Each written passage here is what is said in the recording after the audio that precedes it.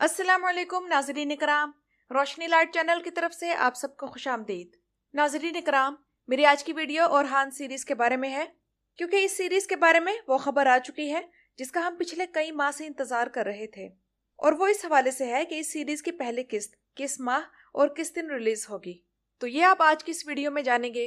इसके अलावा नाज़रीन इकराम, कुरैलिश उस्मान हो या कुरैलिश ओरहान, जब भी इनका कोई नया सीज़न शुरू होता है तो इससे पहले कई ट्विस्ट सामने आते हैं। तो इस खबर के हवाले से भी एक ट्विस्ट नजर आया है, वो क्या है? और जैसा कि आप लोग जानते हैं कि तुर्की में किसी भी अदाकार की अदाकारी के टैलेंट को अप्रिशिएट करने के लिए जो अवार्ड दिया जाता है उसका नाम गोल्डन बटरफ्लाई अवार्ड है। तो इस साल किस तारीखी ड्रामा सीरीज के किस अदाकार को गोल्डन बटरफ्लाई अवार्ड में बेस्ट एक्टर की कैटेगरी में शामिल किया गया है? तो आज की वीडियो में इस बारे में बात करेंगे। इसके अलावा ओरहान सीरीज में इस बार बाला खातून के बजाय मलून खातून का किरदार क्यों शामिल किया गया, ये भी आप लोग जानेंगे। तो आइए चलते हैं आज की वीडियो की तरफ। तो नाज़रीन इकराम, सबसे पहले उसी खबर की तरफ आते हैं जिसका आप लोग इंतजार कर रहे होंगे, यानी कि ओरहान सीरीज की पहली किस्त किस तारीख को रिलीज होगी। तो नाज़रीन इकराम, तुर्की की जर्नलिस्ट बेरसन अल्तुनताश ने यह खबर ब्रेक की है कि कुरैलिश ओरहान की पहली किस्त 15 अक्टूबर को रिलीज कर दी जाएगी।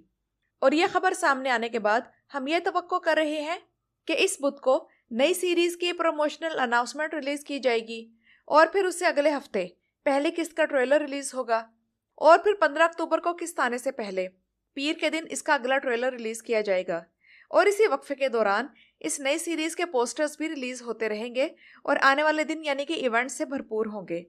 लेकिन मेरे हिसाब से जहां तक प्रमोशनल अनाउंसमेंट का ताल्लुक है तो महमद बोजदैग ने सवाए कुरैलिश उस्मान के सीजन 1 और सीजन 2 के बाकी 4 सीजन्स में कोई भी टीजर रिलीज नहीं किया।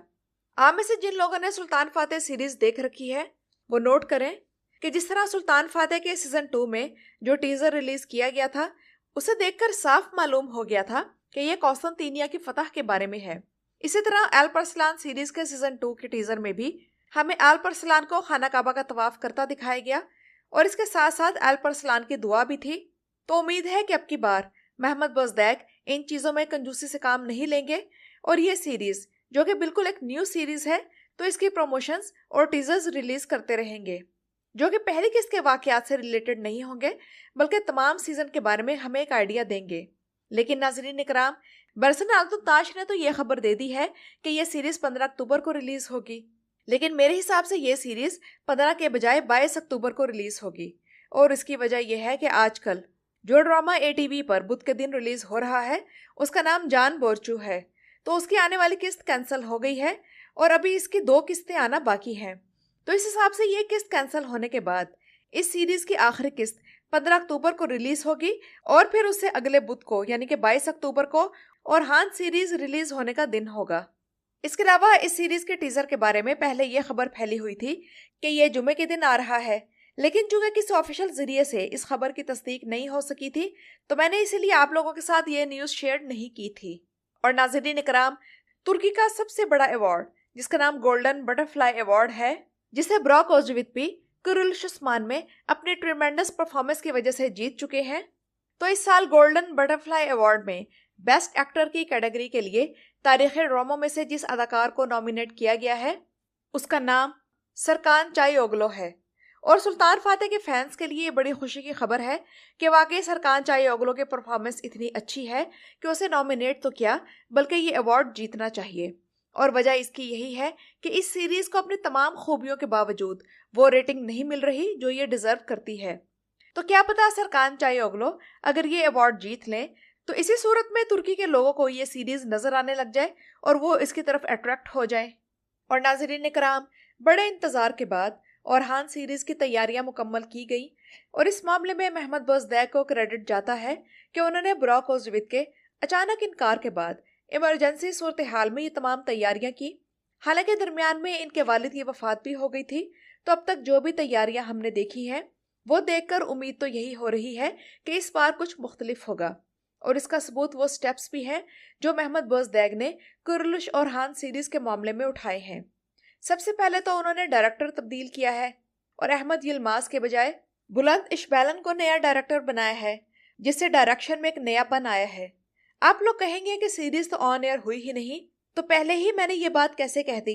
तो नाज़रीन इकराम, अब तक इस सीरीज की जो तस्वीर रिलीज हुई हैं, इनमें से इस तस्वीर पर फोकस करें और खुद देखें कि डायरेक्टर ने किस तरह बड़े माहिराना अंदाज में सूरज के गुरूब होने के मंजर को तस्वीर को फैसिनेट बनाने में इस्तेमाल किया है। इसी तरह बकिया तस्वीर में भी एक नयापन है और इसके अलावा महमद बोजदैग ने राइटर्स टीम में भी बड़ी तब्दीलियां की हैं और महमद अली, फातिमा नूर गुल और फातिह नामे एक राइटर को निकालकर नए राइटर्स इस सीरीज में शामिल किए हैं। लेकिन अभी भी ऐसे लोग मौजूद हैं जो कि इस इंतजार में हैं कि कुरुल्लुश और हान फ्लॉप हो और महमद बोजदैग को पता चले कि इन चीज़ों को इम्प्रूव करने से सीरीज की रेटिंग नहीं बढ़ेगी, क्योंकि यह सिर्फ ब्रॉक ओज़्विथ ही है जिसने इस सीरीज को मकबूलियत के आसमान पर पहुंचा रखा था। तो ब्रॉक ओज़्विथ के बगैर महमद बोजदैग को बड़ा मजा आएगा, क्योंकि ब्रॉक ओज़्विथ ही इस सीरीज के नब्ज़ और रूह था। तो नाज़रीन इकराम, मैं इस बहस में नहीं पढ़ूंगी, इस पर हम काफ़ी बात कर चुके हैं, लेकिन मेरी वीडियोस के कमेंट्स में भी ऐसी बातें मुझे पढ़ने को मिलती हैं, तो उन्हें मैं यही कहना चाहूँगी कि ये निरी शख्सियत परस्ती है। किसी के रुक जाने से ज़िंदगी के काफिले नहीं रुका करते। ब्रॉक ओज़्विथ ने भी कभी ना कभी जिहान ओनाल की तरह बूढ़ा ही होना है, तो एक बूढ़ा उस्मान हमारे लिए क्यों काबिल कबूल नहीं। ऐसे एज शेमिंग करने का क्या फ़ायदा? क्या हमारे वालिदैन बूढ़े नहीं?